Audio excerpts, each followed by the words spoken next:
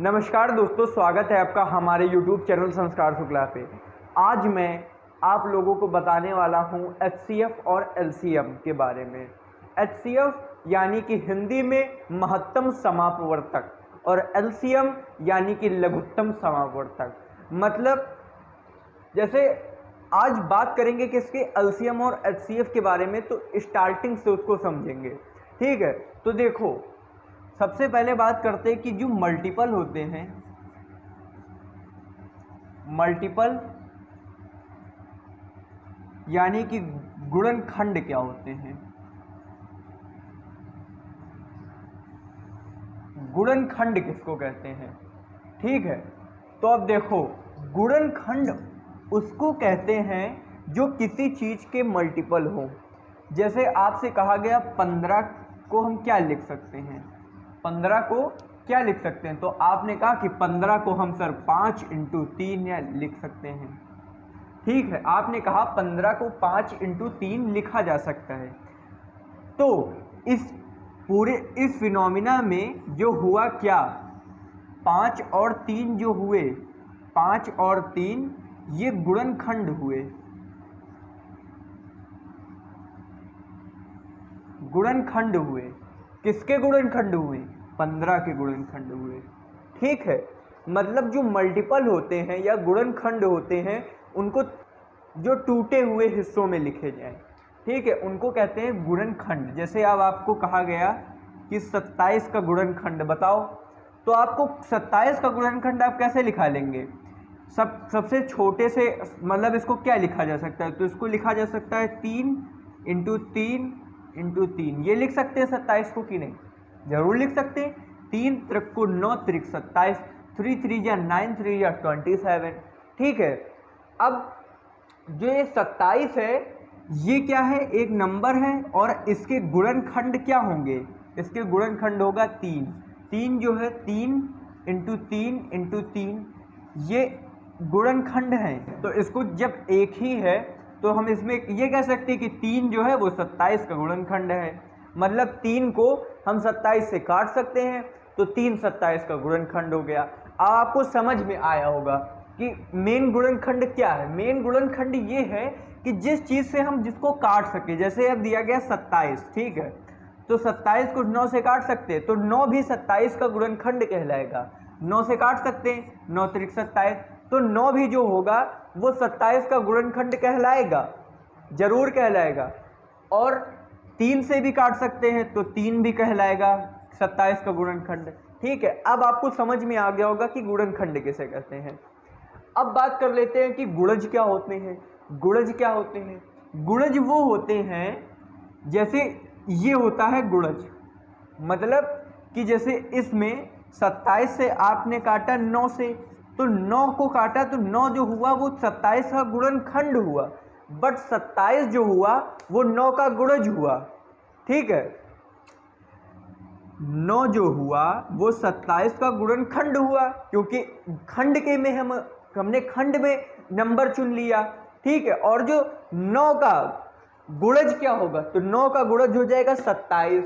मतलब जिसके 9 काट सके उसको 9 का गुणज कहेंगे। जैसे 9 का गुणज हो गया 18, 9 का गुणज हो गया 27, 9 का गुणज हो गया 54, 9 का गुणज हो गया 63।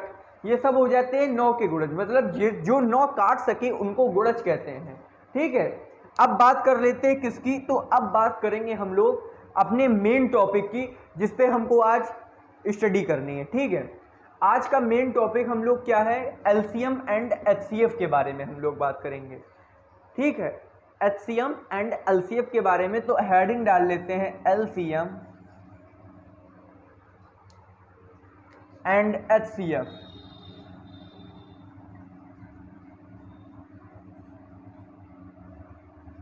हेडिंग डाल ली LCM एंड HCF।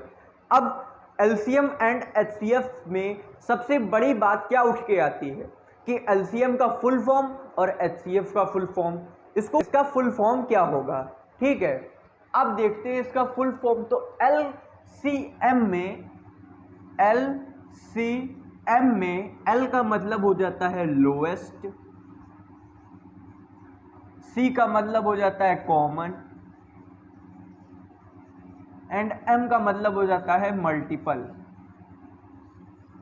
क्या हो जाता है? Lowest common multiple. एलसीएम मतलब लोएस्ट कॉमन मल्टीपल। अब बात करते हैं HCF। HCF का फुल फॉर्म क्या होता है? HCF का फुल फॉर्म भी बहुत ही सरल होता है। L से लोएस्ट तो H से हाईएस्ट, हाईएस्ट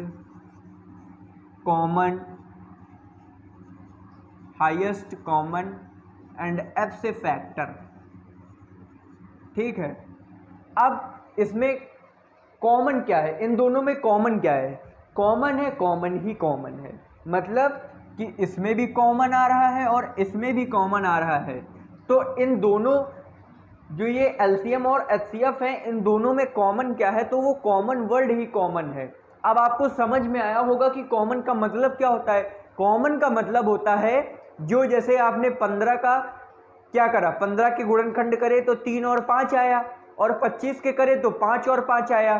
तो इन दोनों में कॉमन क्या है? 5 कॉमन है, क्योंकि 5 उसमें भी आ रहा, 5 इसमें भी आ रहा है, 3 नहीं कॉमन होगा। ठीक है, अब जैसे देखो आपको बोर्ड में बताते हैं, 15 के गुणनखंड करे तो आया 5 और 3, और 25 के वही गुणनखंड कर दिए तो आ गया 5 और 5। ठीक है, अब 5 और 5 जो हुआ, मतलब इसमें भी 5 आ रहा है, एक इसमें भी 5 आ रहा है, तो 5 जो हुआ वो इनमें कॉमन हो गया।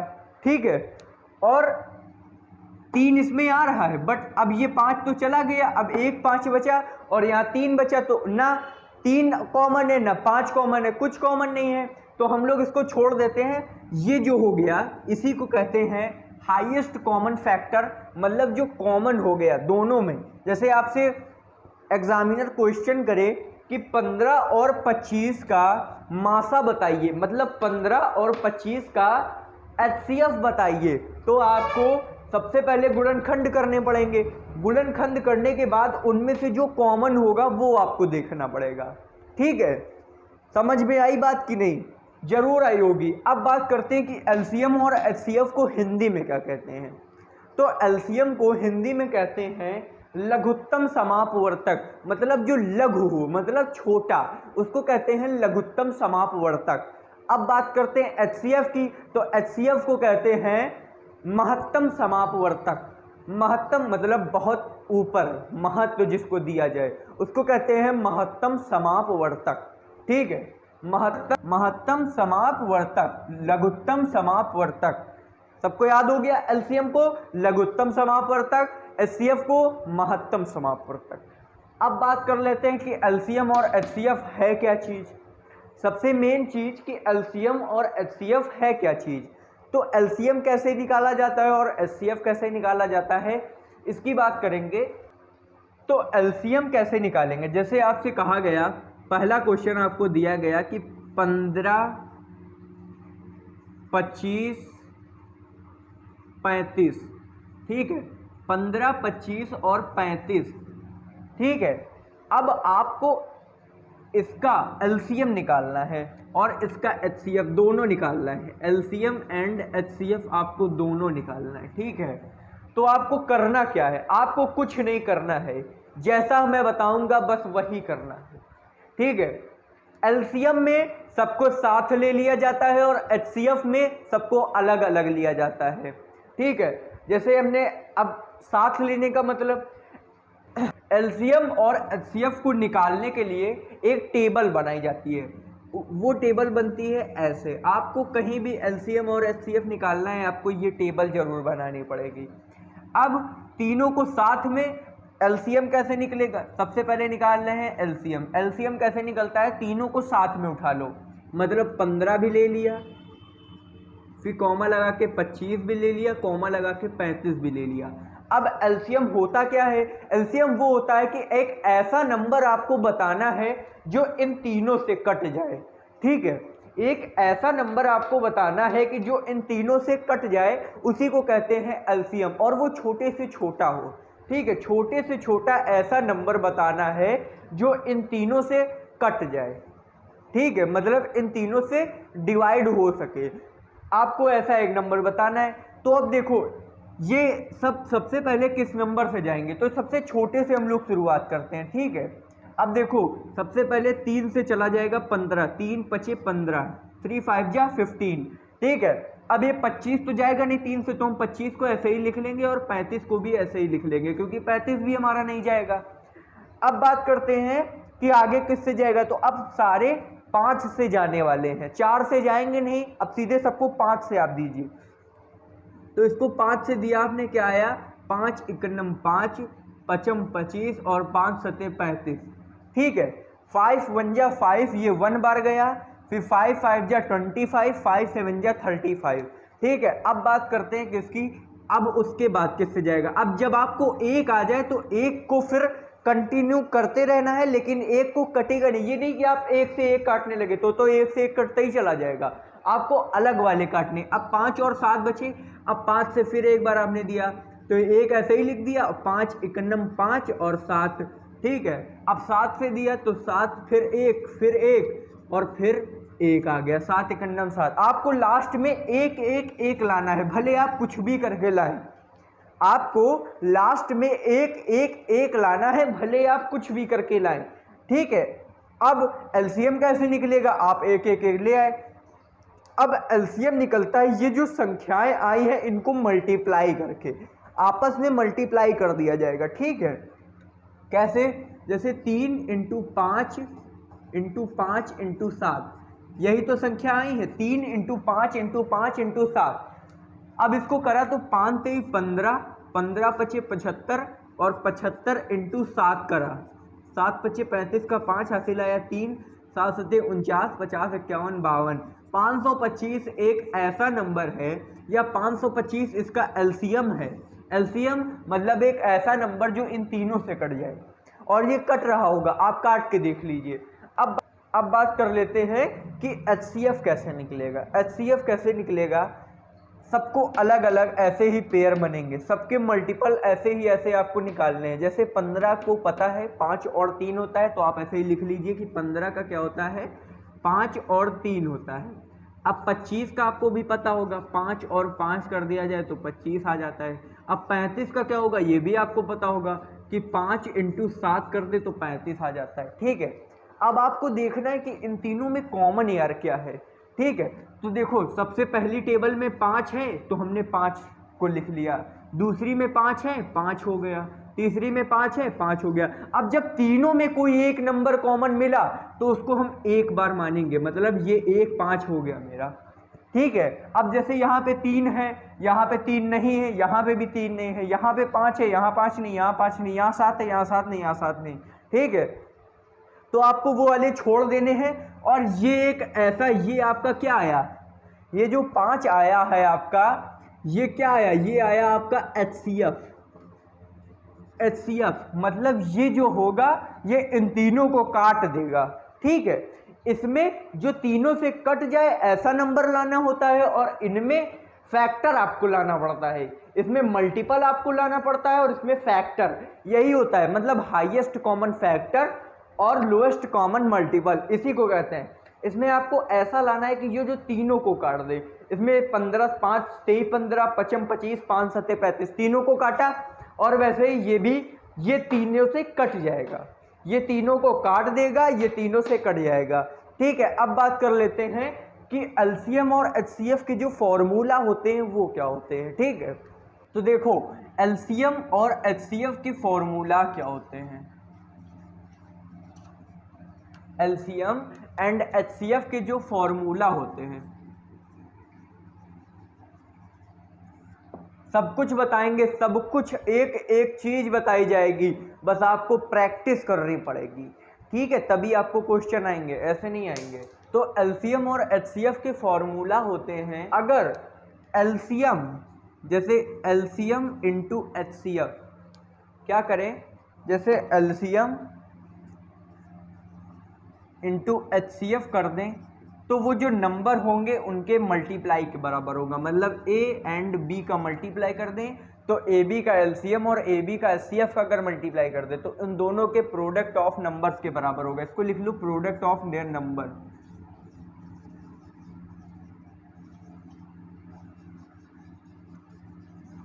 प्रोडक्ट ऑफ नंबर, ठीक है। मतलब जैसे आपको इसमें बताया गया कि 15, 25, 35 का एलसीएम क्या आया, 15, 25, 35 का एलसीएम आया था 525, ठीक है। 15, 25, 35 का एलसीएम आया 525 और एचसीएफ कितना आया, एचसीएफ आया 5, एचसीएफ कितना आया 5, तो 5 लिख लो। एचसीएफ आया 5। तो अब आपको क्या करना है कि अगर एलसीएम 525 आ गया, एचसीएफ 5 आ गया, इन दोनों का आप मल्टीप्लाई करो, ठीक है। इन दोनों का मल्टीप्लाई करो और इन तीनों का आपस में मल्टीप्लाई कर दो। मतलब कि एलसीएम और एचसीएफ का मल्टीप्लाई करोगे जिन भी नंबर का, और उन नंबर को आपस में मल्टीप्लाई करोगे तो वो इक्वल आएंगे, ठीक है। समझ में आया कि नहीं आया? जरूर आया होगा। आपको क्या करना है कि अगर जैसे आपको बताया गया कि 10 और 15 का एलसीएम निकाल लो, 10 और 15 का एचसीएफ निकाल लो, ठीक है। तो आपने निकाल लिया, अब उन दोनों को मल्टीप्लाई कर दो तो 10 और 15 के मल्टीप्लाई के बराबर ही आएगा, मतलब वो 150 के बराबर ही आ रहा होगा। ये आपको पक्का हो गया, ठीक है। तो अब ये एक पहला नंबर फॉर्मूला बता दिया, ठीक है। अब बात करते हैं दूसरे नंबर फॉर्मूले की। तो सब फॉर्मूले इसी से जनरेट हो जाते हैं, ठीक है। अब आपको दिया होगा, आपको जैसे कभी क्वेश्चन में दे दिया जाता होगा कि एलसीएम ये दिया हुआ है, अब एचसीएफ बचाओ। एलसीएम दे दिया हुआ है, अब एचसीएफ बताओ। तो आपको क्या करना है, एलसीएम जैसे एलसीएम ए दिया हुआ है तो आपको एलसीएम की जगह ए रख देना है और इसको इधर डिवाइड पे ले आना है। सब इसी से फॉर्मूले आते हैं, मेन यही फॉर्मूला होता है। अब जैसे आपको एलसीएम दिया हुआ है और एचसीएफ निकालना है तो एचसीएफ बराबर हो जाएगा प्रोडक्ट ऑफ नंबर